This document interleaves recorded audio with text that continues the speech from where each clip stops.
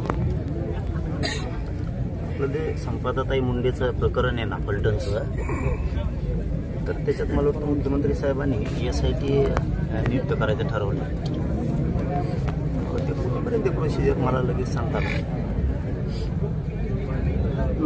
हा लगेच मी आलो इथं कुटुंबाची भेट द्यायला वडवणीला, आईवडिलाशी भेटले. मला ते अर्जंट सांगा लगेच. हो हो साहेब असले तर द्या लगेच.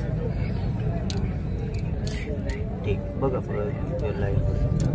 हे मला अर्जंट कळवा म्हणलं लगेच. सांगाल पाटील, आज तुम्ही कुटुंबियांची भेट घेतली, मुख्यमंत्र्यांची सुद्धा संवाद तुम्ही कुटुंबाचा करून दिलेला आहे. काय नेमकी चर्चा झाली, कशा पद्धतीने पुढची दिशा असणार आहे? संपदाताई मुंडेला 100% न्याय मिळणार. सगळं राज्य त्यांच्या पाठीशी आहे. एकही आरोपी त्याच्यामधून सुटणार नाहीये. कुटुंबाचं म्हणणं होतं की SIT नियुक्त होणं गरजेचं आहे. आपण मुख्यमंत्री साहेबांच्या वडिलांना फोन लावून SIT तातडीनं नियुक्त करायचं सांगितलंय. त्यांनी सांगितलंय की आम्ही ती ऑर्डर केली, परंतु अधिकारी राहिलेत. त्यांना सांगितलं आज आणि उद्या तुम्ही ते अधिकारी पूर्ण घेऊन लगेच गठीत करून टाका. हे सांगितलं. त्यांनी सांगितलं की ठीक आहे, आम्ही आज उद्या 2 दिवसाच्या आत SITची समिती सगळी गठीत करतो. तोही शब्द कुटुंबियांना दिलाय. त्याच्यामुळे मुख्यमंत्र्यांच्या वडील साहेबांशी ते सविस्तर बोलणं झालं. माननीय आमचे उपमुख्यमंत्री एकनाथजी शिंदे साहेब यांच्याशी चर्चा झाली. ती शिंदे साहेब पण आता कुटुंबियांशी बोलले, कुटुंबियांच्या पाठीशी आहेत. त्यांनी ठामपणानं सांगितलं.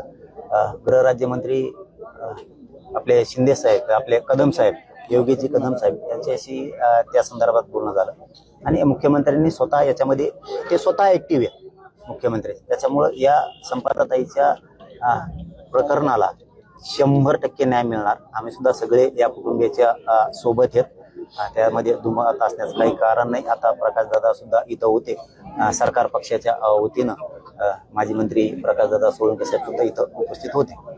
दादा, तुम्ही आता भेट घेतली, तुम्ही कुटुंबाशी सातवन भेट केली, चर्चा देखील केली, मात्र ह्या प्रकरणाला जे आहे ते वेगळं वळण्याचे देखील षडयंत्र सुरू झालेलं आहे. नाही, ते वेगळं वळण आपण लावू देणार नाहीत. ही चिखलफेक राजकारण उतरलं की होतीच. प्रकरण वेगळं न्यायचं तिसरीकडंच हे काम केलं जातं. असं कधी होणार नाही.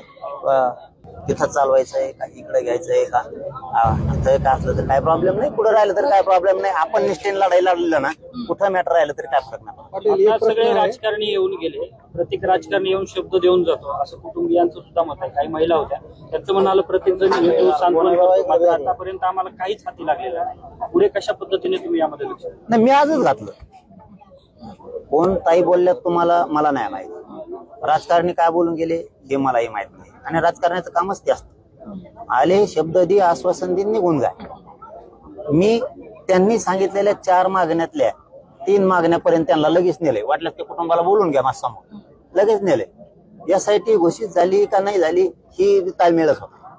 ते क्लिअर करून दिले. मुख्यमंत्री साहेबांचे वडील कुटुंबाशी बोलले, त्यांनी सांगितले, घोषित केले. म्हणत असले तुम्ही तर आम्ही लगेच गठीत करतो, परंतु थोडं आणखीन कुटुंबाला काय बोलायचं होतं त्याच्याशी, म्हणून ते थांबलं. उद्या किंवा परवाच्याला तीही गठीत होऊन जाईल. महिला IPS अधिकारी त्याच्यात येते. कुटुंबाचं काय काय म्हणणं आहे SIT ते पण ऐकून घेतलं जाईल. हे म्हणणं होतं त्यांचं. तेही क्लिअर केलं. शिंदे साहेबांचं त्यांचंही बोलणं करून दिलं. ते सरकारी नोकरीमध्ये त्यांच्यातला एक मुलगा, त्यांच्या कुटुंबातला आधार गरजेचा, एकदम गरीब कुटुंब आहे. त्यांचे ते सांगितले होते. मी आता सगळेच मीडिया समोर, बांधवासमोर नाही सांगत. त्यांचे जे 4 विषय माझ्याकडे होते त्यातले जवळपास 3 संपवले. म्हणजे काय, इथं येऊन कोणताही यांना म्हणत होत्या येते शब्द देतात, मी राजकारणी नाही, मी लगेच इथंच अर्धा तर रिझल्ट त्यांना इथंच दिला. एसपीच्या बाबतीत काय सांगा? कोण SP? जोशी SP सातारा, ज्यांनी लाठीचार्ज अंतरवालीमध्ये केला, ते ज्या वेळेला तिथे SP होते, SP तिथे आहेत म्हणून त्यांच्या पोलीस अधिकाऱ्यांना वाचवण्याचा मी त्यांना खेटायला पक्का आहे. त्यामुळे ते मॅटर मला ह्या मॅटरशी नाही जोडायचं. धन्यवाद.